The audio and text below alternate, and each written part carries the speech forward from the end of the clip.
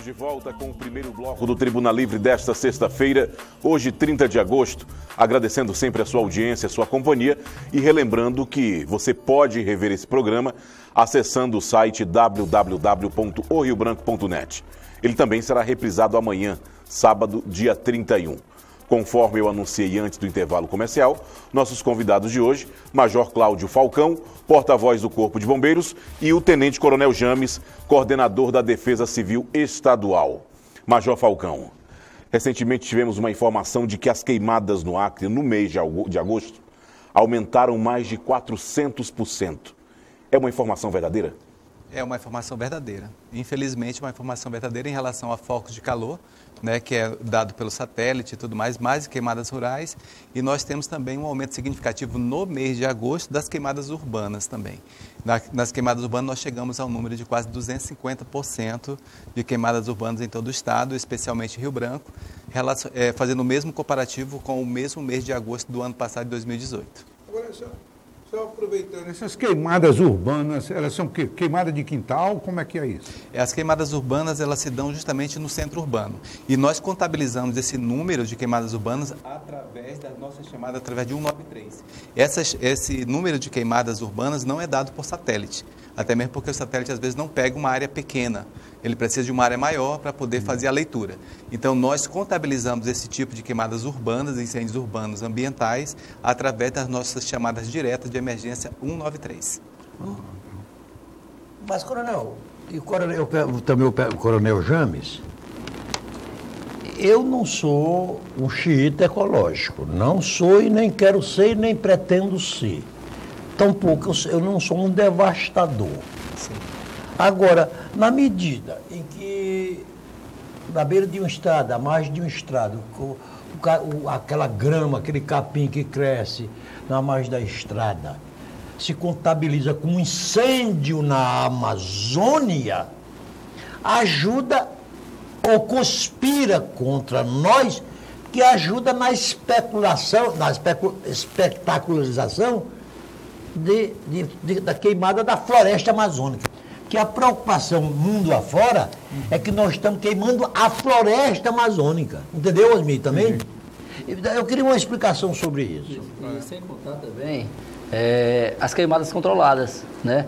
Às vezes o pequeno produtor, que ele tem que queimar mesmo, porque ele tem que sobreviver, então, para ter a sua alimentação e subsistência, uma área muito pequena, então o satélite ele pega um pixel de 30 por 30.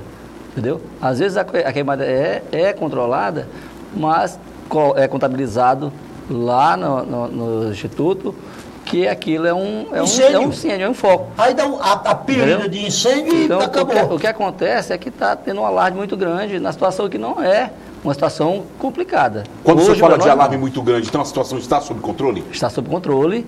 Inclusive, eu trouxe aqui o relatório aqui. Esse nosso relatório, nós pegamos dados do Instituto Nacional de Pesquisa Espacial, que é o INPE, né? E nos dados aqui está tranquilo. A gente vê que o risco de fogo aqui, após aquela chuva gigante, esse relatório é de hoje, o risco de fogo aqui está tranquilo. Quando ele está complicado, esse mapa é todo vermelho, entendeu? A gente vê que alguns pontos aqui do leste do estado... Deixa eu mostrar aqui para a câmera, por favor. Entendeu? Enquanto o coronel fala, eu vou mostrando aqui o mapa. É o monitoramento diário que nós fazemos. Essas manchas vermelhas é a área de que... Os focos de calor, entendeu? Que quando está numa situação crítica, o mapa todo do Acre fica vermelho. E aqui a gente vê que está pouco, a situação está tranquila. A área verde é a área de mata? Seria isso? Isso, a área verde é a área que não está tendo nenhum tipo de foco de incêndio. E o amarelo? O amarelo é uma área que já está mais propícia. E o vermelho é a área que tem. É uma área ressecada, então, isso, né? Entendeu? A área dos focos, dos pontos, né? Então, se a gente for observar aqui, ó, só no mês de setembro do ano passado, só o mês de setembro do ano passado, de 2018, houve mais focos de calor do que desde o início do ano até hoje. Você está entendendo? Então, para a gente, para a Defesa Civil, que a gente trata com essa situação, é muito alarde, entendeu? Porque a situação também, claro que nós estamos num período de criticidade, nós estamos num período que é favorável para o fogo. A temperatura... Período mais crítico. Sim, justamente. Período mais crítico, nós vamos entrar ainda, que é setembro. É setembro. Pela estatística e pela quantidade de incêndios que nós atendemos por estatística, até mesmo do nosso centro de atendimento, do CIOSP, né? As maiores incidências é em setembro. Mesmo anos anteriores, os meses que mais se queima é o mês de setembro. Mês de setembro. Aqui, por exemplo, no mês de setembro do ano passado, aqui tem 4.379 focos. Só o mês de setembro do ano passado. E de 1º de janeiro até 29 de agosto desse ano de 2019, nós temos 3.009 focos. Certo? Então, ano passado, só o mês de setembro teve mais focos, mil focos a mais do que esse período. Não obstante os dados que ele está dando aqui, são corretos, a sensação que eu pessoalmente tenho é de que em vários anos anteriores, isso aqui teve muito mais coberto do que está tendo hoje. Coberto de fumaça. Deixa eu acrescer a informação que você está prestando. Se eu fosse chamado, eu tenho 44 anos de Acre, se eu fosse chamado a testemunhar a história, eu diria que eu não estou vendo esse alarde que estão fazendo dessa queima da floresta amazônica aqui no Acre. Eu não estou vendo. Eu não estou vendo. Também não estou negando. Não estou afirmando que não. Agora, a sensação que eu tenho é essa que você acabou de dizer, Osmir. Não, e tem outro detalhe que talvez vocês não queiram comentar, mas se quiserem comentar, comentem. Dizem que são essas ONGs que estão desempregadas. Né?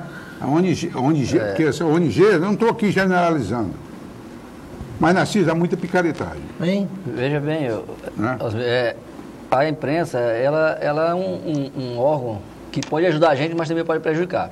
Por exemplo, agora, em Cruzeiro do Sul, eu assisti agora, essa semana agora, noticiado na televisão, eu assisti, que houve um incêndio horroroso próximo ao aeroporto de Cruzeiro do Sul, certo? Um incêndio que só foi apagado pela chuva, certo? Que o bombeiro e a Defesa Civil do município não conseguiram apagar esse incêndio porque não tinham condições, e a chuva que apagou. Nós estamos realizando aqui o primeiro curso internacional de proteção e defesa civil, que está sendo no auditório do TCE, né, que está desde o dia 26 ao dia 30, e lá encontra-se todos os coordenadores municipais de defesa civil e os comandantes de batalhão. E eu fui questionar com o pessoal de Cruzeiro do Sul. O que eles me falaram lá é que o que foi queimado foi uma área de menos de 1 hectare, muito menos de 1 hectare, entendeu? E que o pessoal, o bombeiro e a defesa civil estavam lá, entendeu? E aí começou a chover, o que é que tem que fazer? Tem que recuar, porque a chuva apaga. Claro, mas dizer que a gente não dá conta... No Bom Dia Brasil de hoje, eu assisti fazendo referência ao Acre, mostrando uma área em chamas, só de capim. Só capim. São pastagens. Pastagem. Grama. Quer dizer, aí isso dá uma sensação que nós estamos aqui sufocados pela fumaça. É verdade o seguinte, o Brasil tem um maior percentual de florestas preservadas do mundo. Um país continental como o nosso. Sim. Tem 66%, se não me engano, de área preservada. O Acre tem 80 e tal por cento praticamente de área preservada. Mais do que... E aqui quantos áreas de preservação já foram criadas, áreas de indígenas, que não pode ser tocado. Não sei se... Há um exagero, sim, político, que tenta atingir governo e com outros objetivos também, financeiros, internacionais. Claro que nós temos que nos preocupar com o meio ambiente. Agora, isso, eu acho que está havendo também um exagero. Agora, gostaria de perguntar para o Major Falcão e para o Tenente Coronel James. Na sexta-feira passada, o governador Gladson Gameli, ele decretou uma situação de emergência. Foi criada uma sala de situação para acompanhar aquilo que foi classificado pelo Estado como um desastre. Há uma certa alarme também por parte do governador? Eu posso responder isso aí porque eu estava presente, foi eu que redigimos o decreto, a decretação da situação de emergência. Isso aí não é, porque a gente tem que resguardar a questão da nossa população, a integridade da nossa população.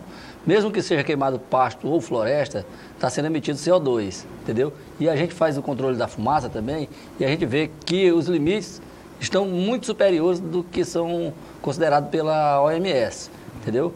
Então, um exemplo, a OMS, eles consideram 2,5 o limite máximo, a gente tem locais, municípios aí que está com 200. Esse limite máximo que o senhor se refere é a fumaça ou a queimadas? Quantidade de fumaça no Quantidade ar, de que fumaça. é proveniente das queimadas. Claro. Se você queimar capim ou qualquer outro tipo de material vegetal, vai emitir a fumaça CO2 para a atmosfera e vai prejudicar a saúde humana, né?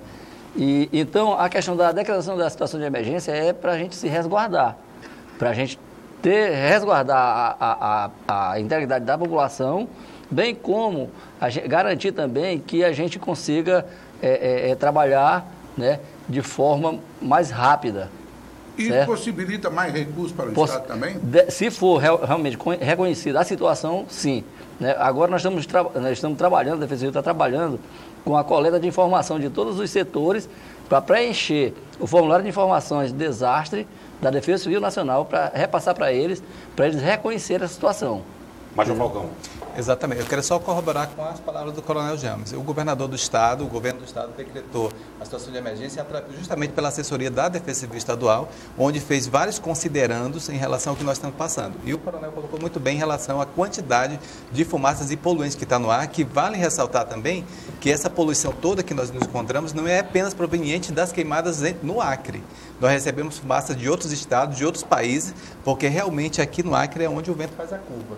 Então, acaba chegando esses poluentes. Então, foi uma decisão acertada do governador através da Defesa Civil Estadual, que faz o decreto, o governador reconhece, assina, vai para a homologação do governo federal, que tem um prazo para isso acontecer, para poder viabilizar recursos para nós. Agora, vale ressaltar uma coisa, Tião, senhor Narciso, Osmi, é que realmente a poluição do ar, que aí não é um privilégio apenas do Acre, porque nós recebemos outros poluentes em outros locais, afeta diretamente a saúde, né? E nós temos no Brasil algo em torno de 4.000 mortes de pessoas provenientes diretamente das consequências das queimadas no Brasil.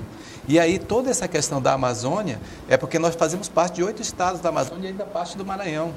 Então, tudo isso, nós temos o Pará, por exemplo, que é um estado maior que o nosso, tem um número muito maior de queimadas, e o Acre acaba entrando porque faz parte da Amazônia também. Mas nós temos essa questão. E aí eu queria só retornar aqui um pouquinho em relação à questão de números. Nós, quando falamos de números, né, nós colocamos aqui 400% a mais de focos de calor no mês de agosto que o ano passado, que procede, é uma informação verdadeira, 250% a mais de queimadas urbanas, ambientais também em relação ao ano passado, no mês de agosto, que procede essa informação. Mas quando nós falamos de quantidade, não falamos de extensão, nós não podemos estar não estamos sendo muito justos, porque um incêndio pequeno é contabilizado como e um incêndio grande é contabilizado da mesma maneira. Como aconteceu agora no domingo passado, a queimada aqui em Rio Branco, naquela área da rodoviária internacional, também na parte do Florestão, que teve, inclusive, parte de uma partida de futebol que acontecia interrompida por conta disso. Então, contabiliza-se onde nós ficamos, o Corpo de Bombeiro permaneceu 4 horas de combate para poder extinguir aquele incêndio. Então, é interessante. Agora, em números, né, nós temos no Acre, em Rio Branco, agora em 2019, mais de 1.200 hectares de queima já contabilizados. Então, essa extensão é importante também para a gente poder entender a dimensão do que nós estamos passando, de qualquer maneira. Nós vamos fazer um rápido intervalo comercial e já voltamos com o segundo bloco do Tribuna Livre desta sexta-feira, 30 de agosto. Não sai daí. Já estamos de volta com o segundo bloco do Tribuna Livre desta sexta-feira, 30 de agosto. Lembrando que esse programa será reprisado amanhã, sábado, dia 31. Mas você também poderá revê-lo acessando o site www.oriobranco.net. Nossos convidados de hoje, Major Cláudio Falcão, assessor de comunicação do Corpo de Bombeiros, e também o Tenente Coronel James, coordenador da Defesa Civil Estadual. Nós estamos debatendo aqui o problema das queimadas em todo o estado. Osmi, nesse segundo bloco, você pode iniciar perguntando. Pois não, obrigado. O problema é o seguinte: estão colocando para a opinião pública internacional, para a opinião pública nacional e até para a opinião pública local, que tudo isso que vocês colocaram, esses dados, essas queimadas, esse ar sombrio, é ocasionado pelo apoio que o governo, quer federal, quer estadual, o governo está dando ao agronegócio. Isso é verdadeiro? O agronegócio está influenciando esse tipo de queimada? Bom, o que a gente pode dizer é que a queima, ela é uma cultura. Então, inclusive, toda a população urbana de Rio Branco, do interior do estado também urbana, ela é oriunda da zona rural. E o produtor rural, ele tem esse hábito, ele traz esse hábito para a cidade. Então, nós não podemos dizer que toda essa queima é um incentivo do agronegócio, através dos governos estaduais ou governo federal, mas que é uma cultura. E que, devido ao avanço da tecnologia e outras coisas, nós precisamos mudar, até mesmo para preservar a questão de saúde e vida humana e dos animais.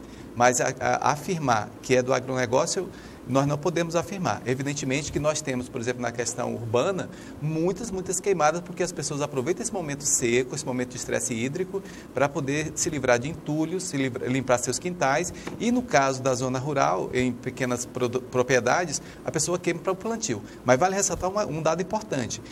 Neste ano de 2019, por exemplo, o maior índice de queimadas são em propriedades particulares. Antes, no ano passado, eram assentamentos rurais, que é aquelas assentamentos através do INCRA, né, da reforma agrária, enfim. Mas, de qualquer maneira, nós podemos dizer que a queima, ela acontece todo ano e isso é uma questão cultural. Eu queria ouvir já ouviu o coronel Chames aí, o que queria? A gente vê que os dados são incontestáveis, os dados do Instituto Nacional. Então, ano passado, não existia essa política de agronegócio, né? E o ano passado, só mês de setembro, supera o que já queimou durante todo esse ano. Então, isso aí já tira toda a possibilidade dessa questão de política de agronegócio, entendeu? Essa política de agronegócio, entendeu? É uma política que também não depende 100% de fogo, entendeu? Então, tem todo um aparato para ser utilizado sem necessitar do fogo. E dizer que o fogo é por conta da política de agronegócio, aí é papo furado, é conversa furada. Ô, coronel, o que eu quero ver se eu consigo puxar o assunto para a questão central. É a queima da floresta amazônica. Que isso é que motiva essa guerra planetária, porque esse assunto tomou conta. Ontem chegou uma australiana lá na Flórida, dos Estados Unidos, que foi recebida festivamente, porque a defesa dela da floresta, que estão torrando a floresta amazônica. Aí minha pergunta é a seguinte: nós temos um código florestal que foi aprovado com aplauso do mundo inteiro, que se eu sou proprietário de uma área de 100 quilômetros aqui na Amazônia, 100 quilômetros de floresta, eu posso legalmente requerer a exploração de 20% dessa área. A minha pergunta é: está havendo queima exaustiva da floresta amazônica? Não é de campo de futebol, não é das coivaras. A nossa tradição é a tradição da coivara. Que isso, ninguém vai conseguir impedir que o pequeno produtor faça isso. Em área já desmatada. Já devastada, área degradada, que não se queima uma árvore. Aí eu pergunto, se vocês chegarem hoje numa propriedade que o dono tenha uma autorização legal para desmatar 10% da sua área, se ele tem direito a desmatar até 20%, qual é o procedimento de vocês diante desse proprietário? Pois a gente, o Corpo de Bombeiros da Defesa Civil, ainda não recebeu nenhuma chamada para atender, para extinguir um incêndio dentro da floresta. Nenhuma? Nenhum. Então, isso precisa... Não existe nenhuma informação que chegou para nós, nos 5 batalhões que nós temos, nos 9 batalhões que nós temos, que já chegou um pedido de apagar um incêndio dentro da floresta. Porque se chegasse, chegaria primeiro a mim, que sou coordenador estadual de Defesa Civil.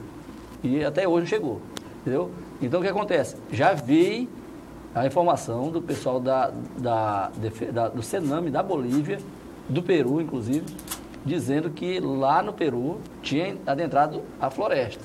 Mas isso foi uma informação que me passaram não oficial, através de WhatsApp, entendeu? Mas aqui, no Acre, nós não temos nenhum registro. Entendeu? Agora, e eu queria saber onde é que é esse fogo que está dentro da floresta. Então nós temos que ter o interesse de dizer que nós não somos aqui conivente ou cúmplice com o incêndio da floresta amazônica. Devastadores. Devastadores. Não somos, é tanto que o Major Falcão falou que a parte da fumaça, a grande maioria da fumaça, é proveniente de outros estados e da Bolívia. Mas aí eu lhe pergunto, aqui no estado, quais são os municípios que mais queimam? Nós temos aqui no estado do Acre os municípios campeões de queimadas, Feijó em primeiro lugar, Tarauacá e Sena Madureira. Rio Branco ele se apresenta em quarto lugar. Então nós temos nós temos essa informação. Né, tá aqui. Feijó. O do Sul deve ser Cruzeiro do Sul. O último é Mâncio Lima. Mâncio Lima. Pouco civilizado. Mâncio Lima. Exatamente. Então, o que ocorre? Apesar de que, ainda bem que os céus se abriram no início dessa semana e choveu, né, uma quantidade razoável no município, justamente campeões de queimadas, que é Feijó, Tarauacá, também Sena Madureira, até em Rio Branco também choveu, né? Nós tivemos até uma diferença de nível do rio. De qualquer maneira, agora é importante que a gente faça essa diferença entre a questão das queimadas em floresta, como o Tenente Coronel já nos colocou, e também a questão de pastagens, às vezes tem em reservas também, como é a questão lá de Chapuri, né? Mas é uma questão mais sem ser em floresta, dentro de pastagens, né? E a questão urbana também, que é, como eu disse no bloco anterior, é uma questão cultural que as pessoas acabam queimando muito, prejudicando sim a atmosfera, o meio ambiente. Mas essa é a questão. Dentro das florestas, apesar de que existe o risco, né, porque já se seca muita vegetação nessa época, mas ainda estamos nessa situação, como o Tenente Coronel colocou. Então, na opinião de vocês, é um certo espetáculo, com relação ao Acre, pelo menos. Não vou entrar aqui na defesa dos outros estados, que eu não conheço esse detalhe, mas com relação ao Acre, porque vocês estão vendo que estão colocando o Acre como quase o carro-chefe da devastação, né? Não. Isso mas não é nem a questão da opinião nossa, né? É o que a gente vê dos dados científicos do INPE que é levantado por satélite. No bloco anterior. Que são adquiridos através de satélite. Eu acho que nós demos algum motivo por isso, eu acho que vocês vão concordar comigo. O Acre, dentro desse cenário, ele é berço do Chico Mendes, um ícone internacional da defesa da floresta, e da não menos importante a ex-senadora Marina Silva.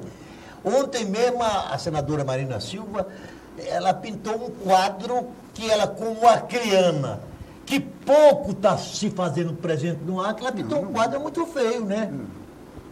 Quer dizer, eu acho que isso ajuda a nos colocar numa posição de um Estado onde cada um anda com um galão de gasolina de um lado e um isqueiro no outro para sair tocando fogo aonde encontrar.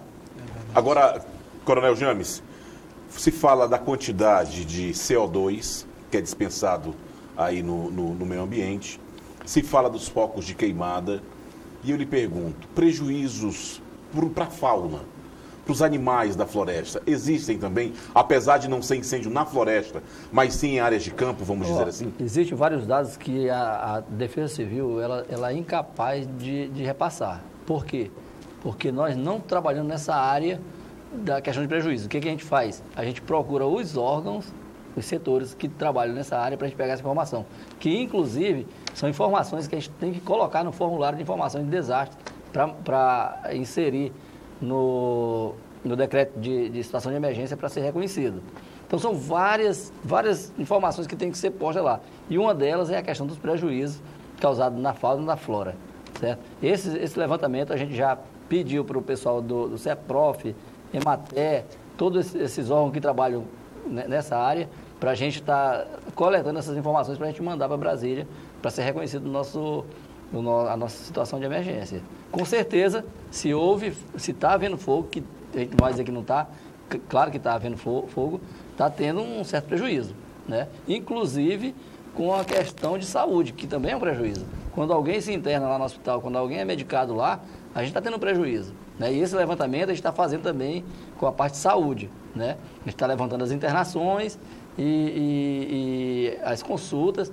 Houve aumento também nas internações e consultas? Com certeza, houve aumento, só que a gente não tem esses números aqui porque nós não pegamos ainda. Ficou da gente pegar na segunda-feira para a gente alimentar o sistema.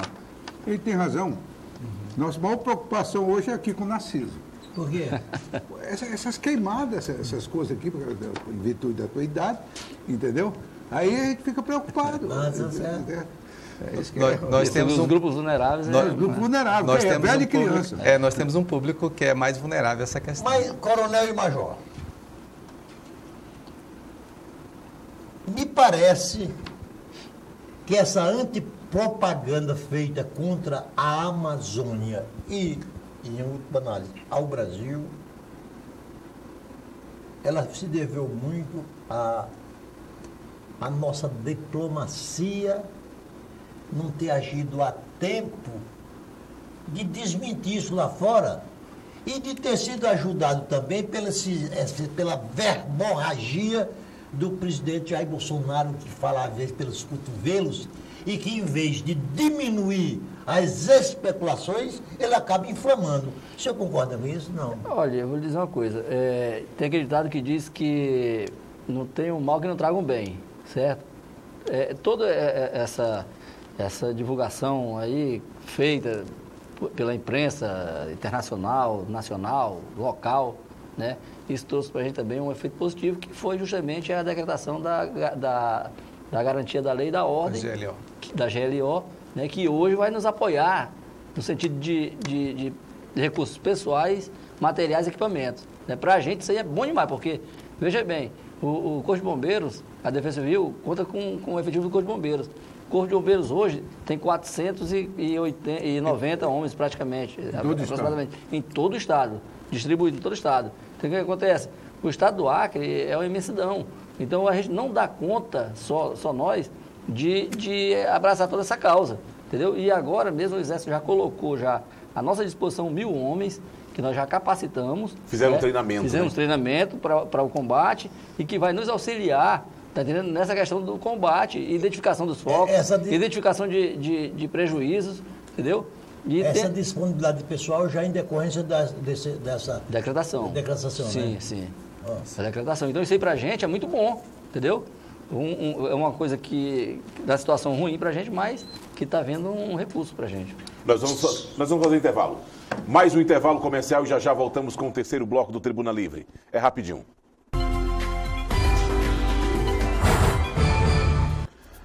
Já estamos de volta com o terceiro e último bloco do Tribuna Livre desta sexta-feira.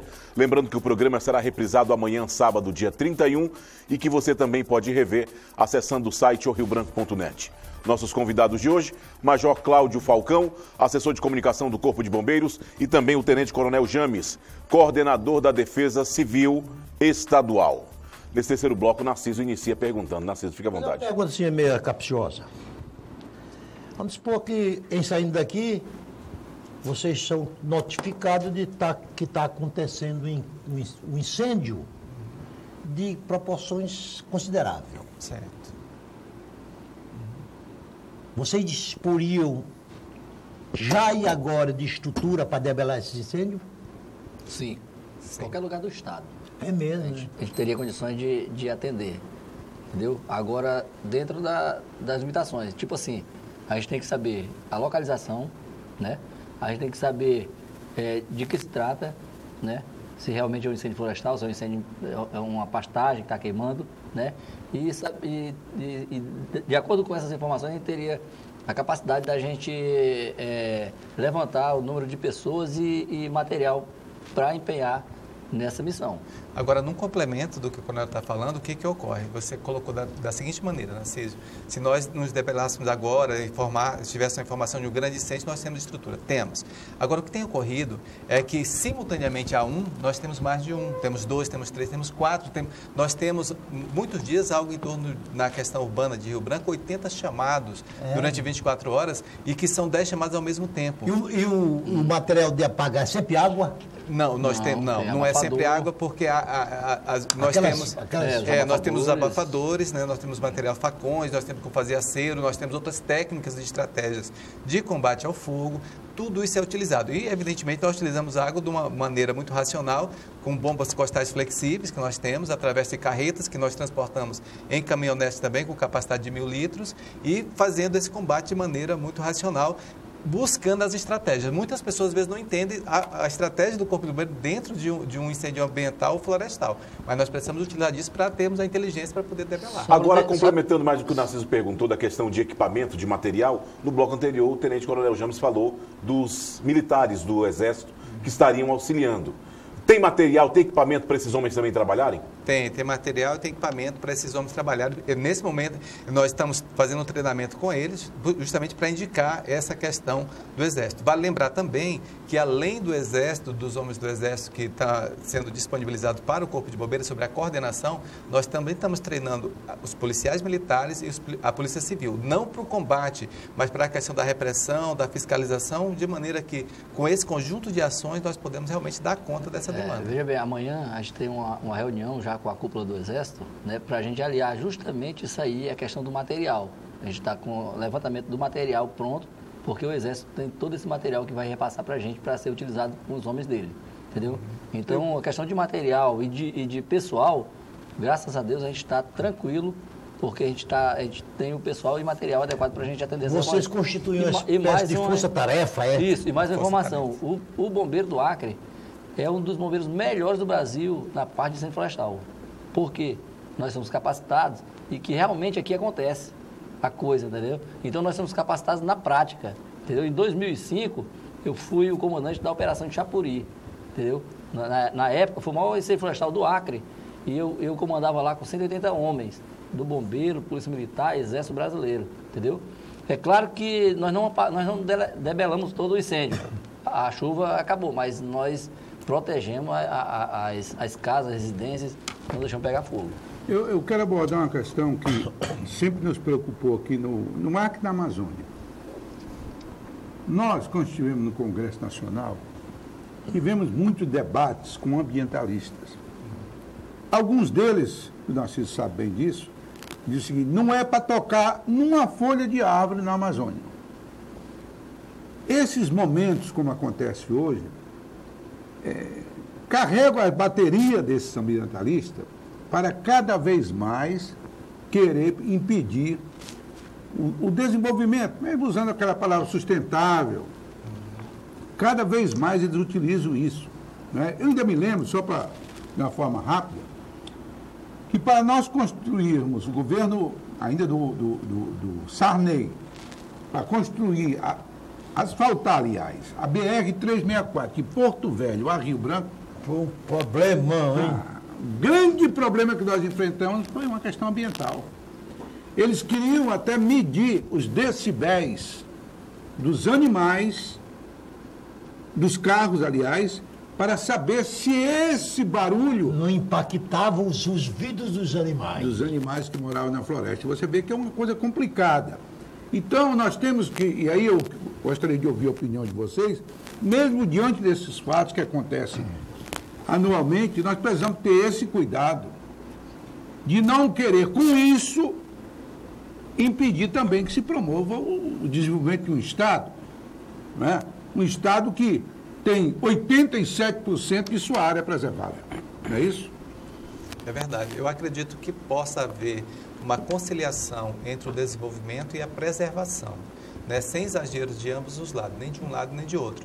Então é possível sim que se chegue ao meio termo. O problema são os extremismos, né? Pessoas que são extremamente ambientalistas e pessoas que são extremamente capitalistas, eu diria dessa maneira. Mas havendo o consenso e o equilíbrio entre essas duas partes, é possível que haja um desenvolvimento sem agressão de maneira desordenada ao meio ambiente, porque afinal de contas o meio ambiente é que nos preserva também, inclusive a saúde humana, mas é uma possibilidade e é que é preciso que essas partes se entendam, tanto a parte do ambientalista quanto a parte do capitalista que quer o desenvolvimento e que se conversem e acabe chegando a um bom termo, de maneira que possa ter um desenvolvimento sustentável e de maneira bem coerente. Coronel James, muito se fala em fumaça, em fogo, em focos de incêndio, mas tem outras preocupações também da Defesa Civil, como, por exemplo, nível dos rios, que esse período é um período crítico.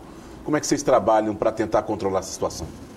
Veja bem, a nossa maior preocupação com a questão do nível do rio é a questão da captação de água, né? Na estação de tratamento de água. No nosso curso, que está acontecendo agora essa semana, né? Nós hoje, pela parte da manhã, nós tivemos uma visita técnica lá na ETA 2, para ver como é que está a situação lá de captação de água, né? E foi nos repassado lá, né? Eles estão utilizando 5 bombas flutuantes, né?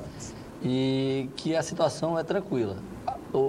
A lagoa que eles utilizam para decantação e distribuição da água lá, eles mostraram para a gente que está tudo tranquilo. Esse pessoal do DEPASA. Do DEPASA. Né?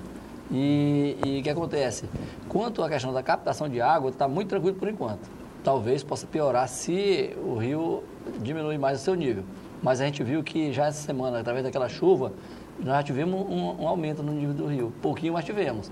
De anteontem para hoje, já tivemos aumento no nível do rio. Então, para a gente, por enquanto, isso aí não está sendo uma preocupação para a gente. Nesse período de seca do nível do rio baixo, é possível navegar nesse rio Acre aí? Depende do local que você vai navegar, porque eu conheço praticamente todos os rios do Acre, porque eu faço a parte do monitoramento hidrológico do estado. Né? Então, todos os rios do Acre, se você perguntar, eu vou saber. Então, tem vários rios que você não consegue andar. E outra coisa, dependendo da quantidade de água, você tem que mudar o tipo de embarcação e de motor que você vai utilizar. Entendeu? Por exemplo, agora a gente não posso colocar um motor de polpa num barco de alumínio para andar no rio Acre.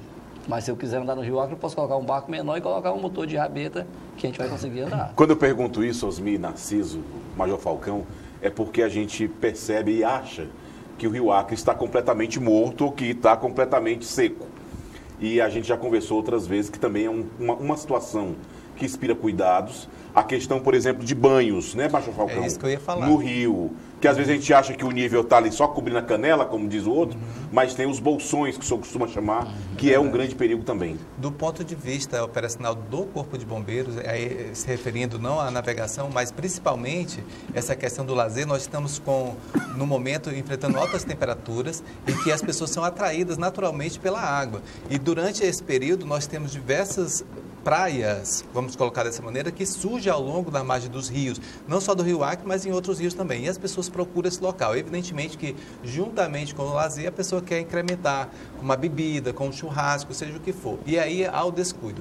E há um aumento aí significativo de número de afogamentos nesse período que nós precisamos estar atentos. Por isso, o Corpo de Bombeiros faz campanhas educativas, preventivas, informativas em relação aos cuidados que as pessoas precisam ter, que se vão utilizar de margem de rios, que nesse momento tem baixa cota em todo o estado, como o Coronel James acabou de colocar, né, que vem essa preocupação da captação de água, porque apesar de estar tranquilo em relação à captação, mas tem um desnível muito grande em relação ao leito do rio, e isso prejudica a captação de qualquer maneira, porque vai diminuir a quantidade de litros por segundo. Nós temos a questão da navegação, porque os rios do interior é a estrada do produtor rural, e nós temos a questão do número de afogamentos também, que as pessoas acabam se utilizando mais e naturalmente, em relação à captação de água, nesse período agora do ano, aumenta o consumo de água nas residências. Me diga uma coisa aqui, só um minuto. O rio mais caudaloso hoje do Acre é o Juruá? Tem o Juruá e o Purus. São os dois maiores. É interessante, viu, Narciso? O Juruá, lá já próximo a Taumaturgo, entre Taumaturgo e Porto Valdo, tem a chamada cachoeira, né? Sim. Que não há batelão que suba essa época do ano. Nessa época não. Mas aí, o que eles fazem? Só canoa, tipo eles canoa. Eles fazem baldeação. É. Eles levam o produto até lá, aí de lá tem as canoas menores, que eles transferem o produto para outra canoa que já está acima da cachoeira. É. E lá nesse rio também, esse ano, o Rio Juruá, entre Cruzeiro do Sul e Porto Walter ficou isolado por um período, porque houve um rompimento meândrico lá, rompeu o meandro, e como rompeu o meandro, assoreou o rio, aquela parte que pôde navegar, e os barcos de maior porte não davam para passar. Nós fomos lá fazer uma vistoria no local, e aquela pergunta que você colocou, a questão dos ambientalistas. No meu parecer, eu coloquei que a forma mais viável para tirar o isolamento daquele povo ali era construir a estrada que já está praticamente pronta. Já está praticamente aberta lá, aquele ramal. Só que é um parecer que eu dei aqui, do ponto de vista nosso técnico, mas do ponto de vista ambiental, talvez não seja o mais viável. O Coronel... Você vê o confronto entre ambientalistas e desenvolvimentistas. Dado essa tensão que se estabeleceu, a boataria, as explorações, vocês estão esboçando, ou já montando, ou já conclusa uma força-tarefa. Isso. Mas essa força-tarefa, para funcionar, precisa de grana. Recursos. Porque não basta boa vontade, não basta só disposição. E o governo garante a vocês o recurso necessário para desenvolver essas ações? Olha, com certeza. A partir da decretação da situação de emergência, né, e com todo esse levantamento que a gente está fazendo para que seja reconhecido essa situação de emergência, tem também garantido o decreto da GLO, né, que eu não lembro aqui o número, mas foi do dia 26 de agosto, né, que também garante esses recursos, principalmente os recursos materiais, né, materiais e de pessoal. E essa logística para a gente é muito boa, porque a gente pode estar acessando os pontos, os focos de calor, os locais, a identificação desses focos de calor, para saber se são focos que realmente a gente deve combater ou não, né? Porque dependendo do foco a gente não tem necessidade de combater, que são aqueles focos de queimadas controladas, talvez, né? Mas aí o cara quer só queimar o roçado, ele fez lá direitinho lá, está queimando, talvez com uma quantidade pequena, né? De área pequena, vai queimar, que a gente não vai nem saber, né? Isso é verdade, porque a gente não tem controle, né? Mas o recurso que a gente precisar, o governo já deixou claro que ele vai garantir para a Defesa Civil atuar. Entendeu? Mas aí eu faço também uma outra pergunta. Pelo que os senhores estão colocando aqui, vocês estão combatendo, trabalhando. Agora, por que permanece só o lado ruim da notícia?